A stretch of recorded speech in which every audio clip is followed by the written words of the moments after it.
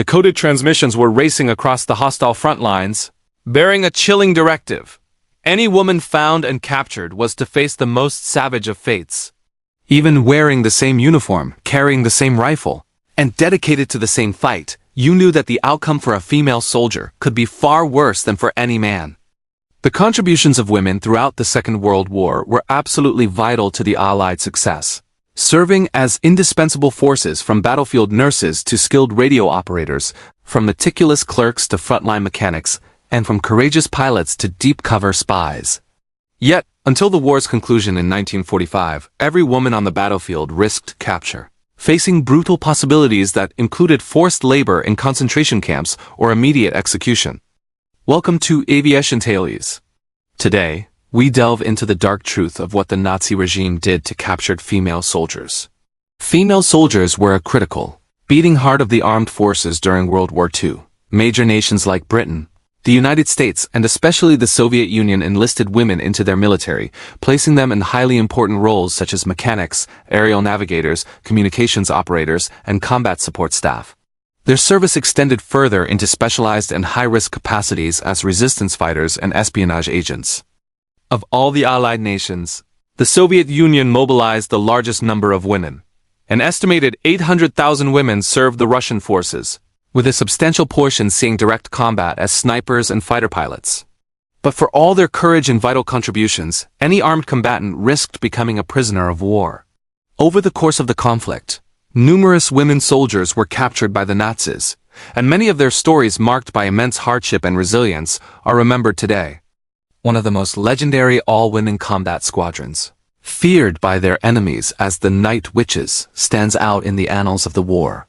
Formed at a time when women were often excluded from combat roles in the Soviet Union, the persistent efforts of Marina Raskova directly secured Joseph Stalin's clearance to establish female combat units. Beginning in late 1941, these female air units were assembled, largely made up of dedicated volunteers in their late teens and early 20s. Officially known as the 588th Night Bomber Regiment, their missions demanded incredible skill, often requiring them to operate deep within enemy airspace. Their signature attack technique involved idling their engines as they approached targets, then gliding silently towards the bomb release point using only the wind. The faint, sweeping sound this created was likened to the sound of broomsticks by the German soldiers, giving birth to their infamous nickname. Throughout the war, this regiment logged over 30,000 flight hours and delivered more than 3,000 tons of explosives. However, these missions were incredibly dangerous, and many of these brave pilots were shot down and captured by Nazi forces, facing the grim prospect of concentration camps or summary execution. The first major shock and confrontation the Nazi forces had with women in combat came immediately after the invasion of Russia in June 1941.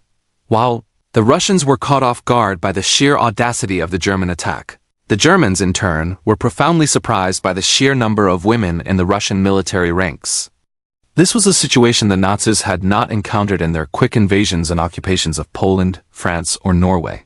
The Nazi reaction to seeing women wielding firearms and operating field artillery was a mixture of shock, confusion, and outright contempt. Yet, it was the sheer scale of female involvement that truly stunned the German High Command. Approximately 200,000 women would eventually be decorated for their service, with 89 receiving the Hero of the Soviet Union, the highest military honor possible. Faced with such a capable presence, the German High Command reacted with the lowest form of institutional bigotry. On June 29, 1941, Field Marshal Gunther von Kluge issued a shocking, clandestine order. Any captured female soldiers were to be shot dead immediately. These were not directives from the SS or Gestapo, but informal, brutal orders issued by field commanders like Field Marshal Walter von Reichenau and General Ernst Hammer, which quickly became normalized practice on the Eastern Front. Consequently, the fate of any courageous woman serving on the Eastern Front was sealed upon her capture, dictated not by high command, but by the ingrained misogynistic attitudes of the Nazi soldiers on the ground, who simply could not accept women in military service. The German forces invading the Eastern Front took a staggering 6 million Soviet prisoners of war, with tragically almost half of that number dying in captivity. At this stage of the war, the Geneva Convention was routinely ignored, with hundreds of thousands of prisoners left to deliberately starve to death. Despite their claimed professionalism, The Nazi units often behaved like thugs molded by extreme ideology. Through the lens of an enemy that struggled to comprehend women in uniform, Russian female soldiers became perhaps the most vulnerable subset of POIs. Although ordered to be executed upon capture, many women faced significant abuse and inhumane treatment before their lives were extinguished. It is a documented testament to their resolve that many of these Russian women soldiers were prepared to shoot themselves rather than fall into the hands of the Nazi forces and endure the certain fate awaiting them. These women, and others like them in different capacities, exhibited immense resilience in the face of enemy capture, and their stories remain a powerful testament to the courage and dedication of female operatives during World War II. Krystyna Skarbek, often known as the bravest of the brave, was a Polish agent for the British Special Operations Executive, serving as a vital courier for the Polish resistance. As the first female field agent and the longest serving of the service, her extraordinary espionage exploits took her undercover across Nazi-occupied Europe.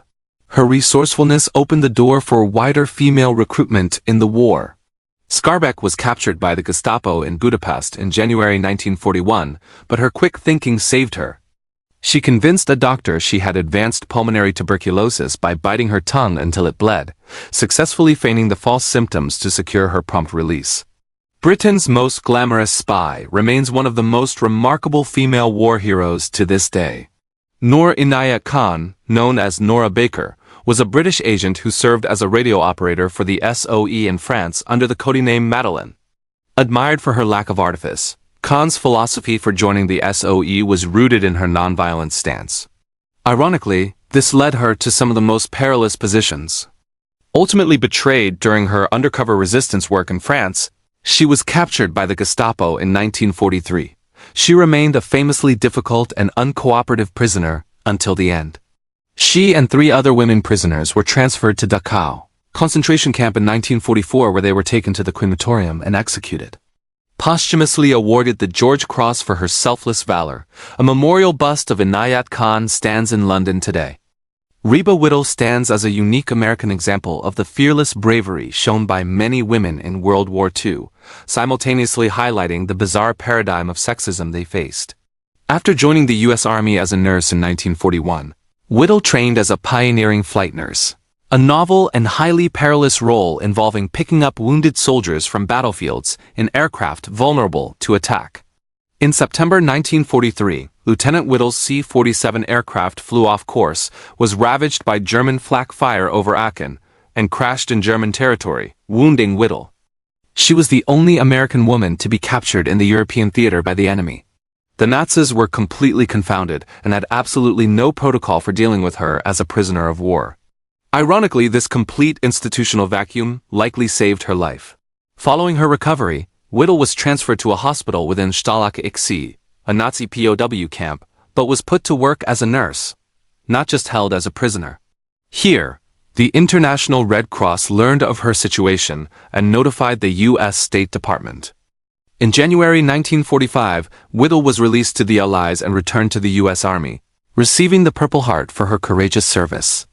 In a world that constantly underestimated them, Reba Whittle found a way to serve and survive for the betterment of others.